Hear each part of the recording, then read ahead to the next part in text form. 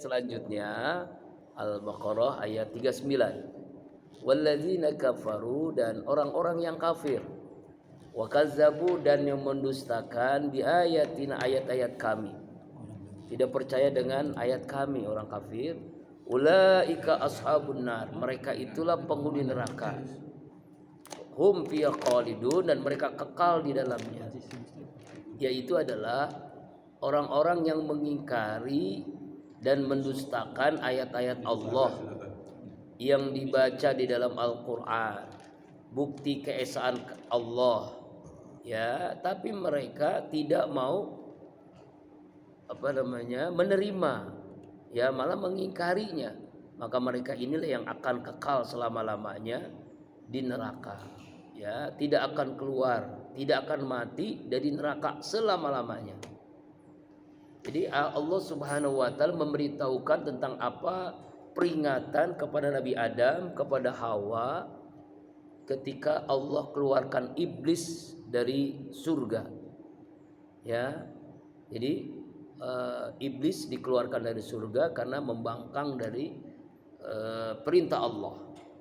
Nah, seperti itulah yang dilakukan Nabi Adam pun, ya, Allah larang tapi akhirnya melanggar. Allah turunkan dari surga, bertaubat kepada Allah. Ya, setelah di ayat 38 Allah menjelaskan tentang turun keduanya ke bumi ini yang mengikuti petunjuk Allah, artinya ayat Allah, mereka tidak ada kekhawatiran, ya, dan juga tidak bersedih hati. Sedangkan orang-orang kafir, orang yang tidak percaya dengan ayat-ayat Allah, mereka inilah akan menjadi penghuni neraka selama-lamanya, ya, karena mereka adalah bagian daripada orang-orang yang mendustakan ayat-ayat Allah, ya, mendustakan ayat-ayat Allah. Nah, ini tentang orang-orang kafir, jadi penghuni neraka yang tidak percaya dengan ayat-ayat Allah Subhanahu wa taala. Ayat 40. Ya Bani Israel, wahai Bani Israel. Siapa ini Bani Israel? Bani Israel ini keturunan Nabi Yakub alaihissalam. Nabi Yakub punya anak, ya kan?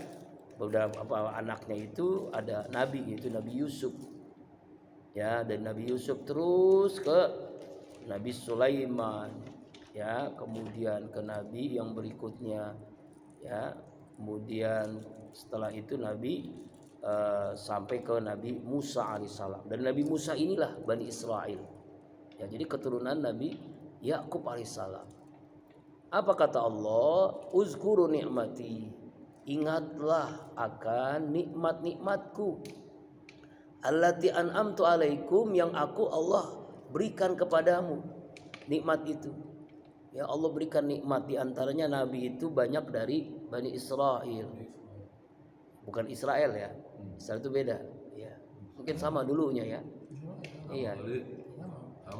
Sama, ya. Itu Yahudi, ya. Beda itu sekarang ada Yahudi, ada Zionis. Ada Zionisnya itu, itu benar-benar. Maksudnya yang beda itu, maksud saya Zionis itu. Zionis Israel, ya. Ya kan? Apa kata Allah?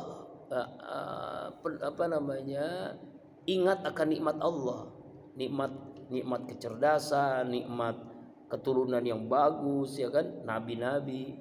Lalu setelah itu wa'ufu bi'ahdi, penuhi janjiku. Ufi bi'ahdiku, maka aku pun penuhi janji kepadamu.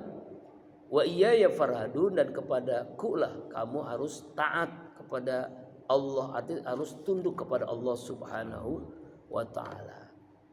Jadi Allah perintahkan di ayat 40 ini kepada Bani Israel untuk mengingat nikmat Allah yang begitu banyak, bersyukur kepada Allah, ya, bersyukur kepada Allah dengan apa? Dengan mengimani kitab-kitab Allah, rasul-rasul Allah, dan mengamalkan ajaran-ajaran Allah. Itu, ya, jika kalian akan penuhi itu tuh, artinya mengikuti Nabi Musa dengan Tauratnya, Nabi Isa dengan Injilnya, Nabi Muhammad dengan Al-Qur'annya, maka Allah akan penuhi yang Allah janjikan. Apa? Kebahagiaan di dunia, kebahagiaan di akhirat, keselamatan di dunia, keselamatan di akhirat. Ya, kalau mereka memenuhi janji Allah, bersyukur atas nikmat Allah Subhanahu wa taala. Di antaranya Allah selamatkan ya ketika di zaman Nabi Musa, Bani Israel itu dari kejaran Fir'aun. Ya kan? Nabi Musa membelah lautan dan seterusnya, ya kan? Harus penuhi itu. Di antara penuhinya adalah dia harus memenuhi janji Allah, beriman kepada Nabi Muhammad sallallahu alaihi wasallam. Ya itu apa yang terjadi? Artinya harus mengikuti Nabi Muhammad dan masuk ke dalam agama Islam. Ya, karena mereka itu menyebut nama kakeknya adalah Nabi Yakub alaihissalam. Kalau kamu menjadi cucu daripada Nabi Yakub, Bani Israel, ingat itulah nikmat yang Allah berikan yang luar biasa. Keturunannya bagus. Makanya kan nikmat itu harus disyukuri, jangan diingkari. Ya, jangan diingkari. Ya, ini yang membuat mereka ini mengingkarinya. Ya, itu seperti ketika Nabi Isa alaihissalam kan itu kan dibunuh oleh kaumnya juga kan. Ya, oleh Bani Israel.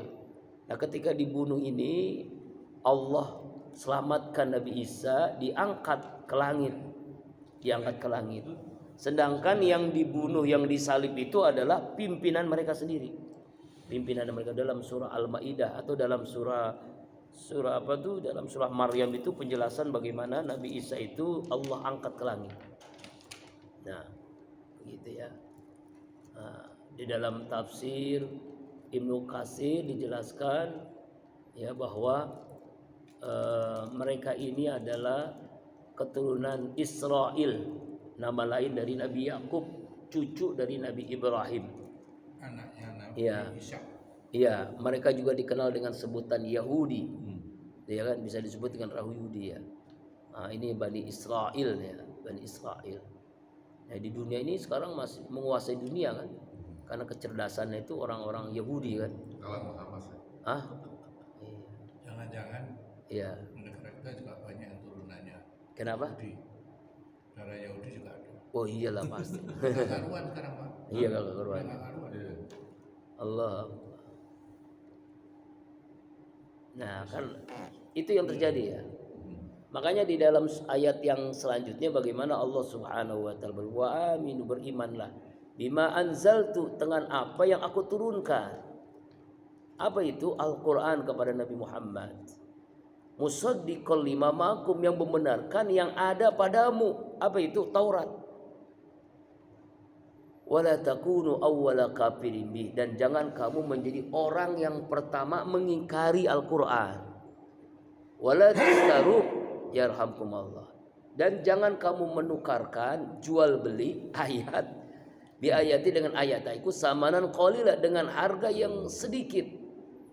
Wa iyya fattaqun, dan hanya kepada akulah, kepada Allah kamu harus bertakwa kepada Allah Subhanahu wa taala. Jadi ayat yang ke-41 ini Allah perintahkan masih kepada orang Bani Israel, kaum Yahudi, untuk taat, beriman, yakin bahwasanya Al-Quran adalah kitab Allah yang Allah turunkan kepada Nabi yang terakhir akhir zaman, Nabi Muhammad. Tapi mereka tidak percaya. Ya, kenapa? Karena beranggapan Nabi Muhammad itu bukan keturunan Bani Israel, keturunan budak dari Ismail alaihissalam. Itu yang membuat mereka merasa lebih tinggi kedudukannya dibandingkan Muhammad sallallahu alaihi wasallam. Kenapa? Karena Nabi Muhammad itu keturunan budak gitu ya. Keturunan Ismail. Dari tafsir siapa? Ya. Doktor itu Prof. Manahim siapa tuh? Ya, Itu kalau gimana? bahasa Ibraninya itu apa? Siapa ibunya? Sarah sama ibunya Hajar. Iya, ibunya Itu Hajar. artinya bukannya budak itu. Kan ada tuh dari penjelasan dia kan. Dari kaum inilah yang bawah lah. Bukan, justru bukan itu, arti bukan dari budak. Oh, bukan. Tafsirnya orang Yahudi yang artinya yang Zionisnya aja lah ya. Disesatkan maknanya. Itu anak sayangan, Hajar tuh anak perempuan sayangan. Justru sampai yang terbelah kita sekarang kaum budak ya. Iya, nah itu yang di hoak itu. Oh itu hoak ya? Jadi itu tafsir misalnya bahasa Badui, bahasa asli kan. Iya ya. Yang tahu kan sedikit. Iya. Nah bagi orang yang menyebarkan umum ini arti itu sama dengan ini gitu. Ada beda di selewengkan. Ya makanya ada dalam apa namanya Israiliyat namanya, cerita-cerita Ya. Israiliyat, cerita-cerita yang bohong yang masuk ke dalam ayat-ayat penjelasan-penjelasan Al-Quran. Itu ada orang yang memang harus selektif mana Israiliyat, mana berita yang benar begitu. Nah itu yang jelaskan tuh Iya. yang ahli kitab Taurat juga kan. Oh, Yang mengatakan masuk Islam dengan dokter itu Manahem siapa Pak? Karena kembali Ya. Dia masuk Islam ya dengan itu ya. Iya. Profesor ya. Ya. Jadi makanya Allah Subhanahu wa taala ini memerintahkan kepada Bani Israel di zaman Nabi Muhammad untuk masuk Islam. Untuk mengikuti Nabi Muhammad. Ya, untuk mengikuti Al-Qur'anul Karim gitu. Dan dalam tafsir Mukatsir mengatakan, "Hai anak dari hamba yang taat kepada Allah, jadilah seperti ayah kalian dengan mengikuti kebenaran." Tapi apa kata mereka? "Hai anak yang mulia, lakukanlah ini. Hai anak yang gagah berani, keluarlah menjadi pahlawan.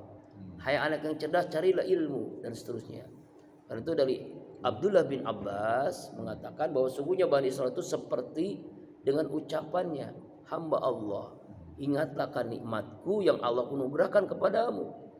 Ya, nikmat Allah diantaranya Allah memecahkan batu untuk mereka, menurunkan manna dan salwa, menyelamatkan mereka dari perbudakan Firaun. Ya, itulah nikmat-nikmat yang harusnya disyukuri. Anugerah itu dengan mengakui bahwasanya Nabi Muhammad itu nabi yang terakhir. Al-Quran itu adalah ya penyempurna dari kitab yang mereka baca, Taurat, Injil, begitu. Nah ini nikmat Allah. Tapi apa yang terjadi? Mereka membangkang, mereka tidak percaya. Ya.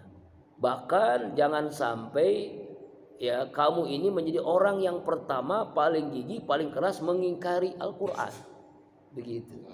Bahkan bukan hanya itu, menukar ayat-ayat Al-Quran dengan kemegahan dunia dengan harga yang sangat-sangat sedikit.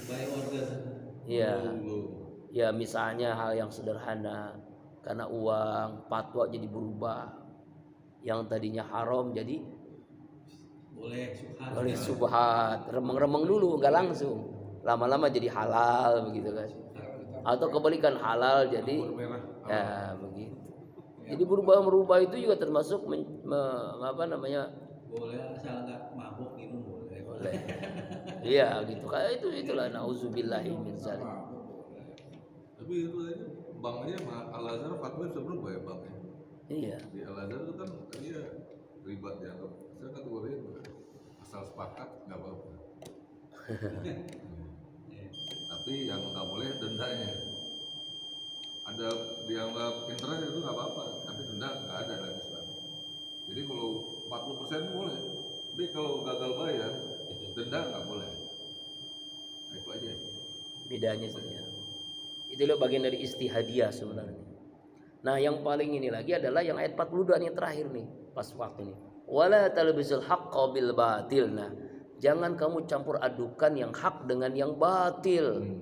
Wa taqtumul haqqo, dan kamu menyembunyikan yang hak. Wa antum ta'lamun, sedang kamu mengetahuinya.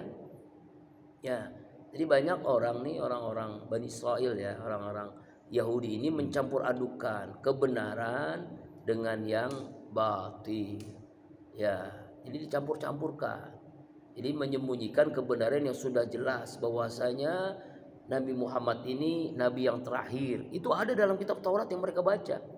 Bahkan mereka ini dalam ayat-ayat itu lebih kenal dengan Nabi Muhammad dibandingkan dengan kakek-kakeknya. Ya, dibandingkan orang tuanya. Saking kenalnya dengan ciri-ciri sifat-sifat Muhammad. Dia tahu tuh.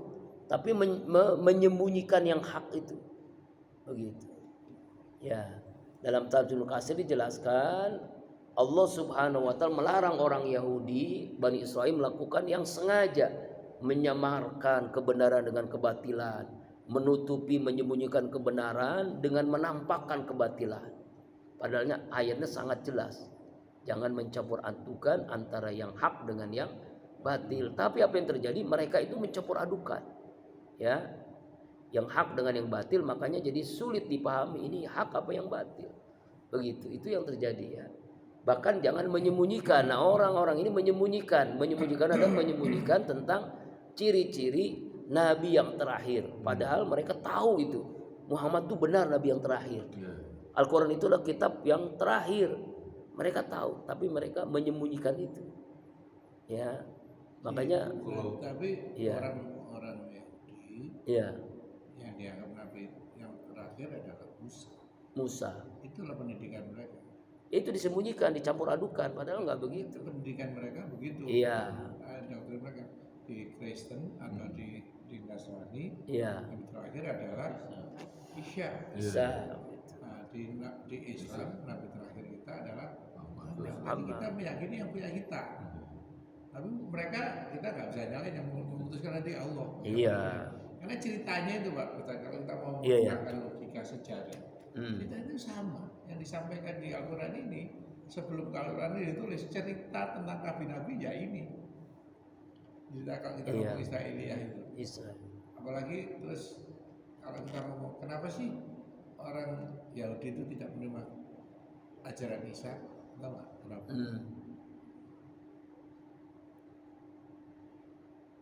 Isa itu kan orang Israel. Ya.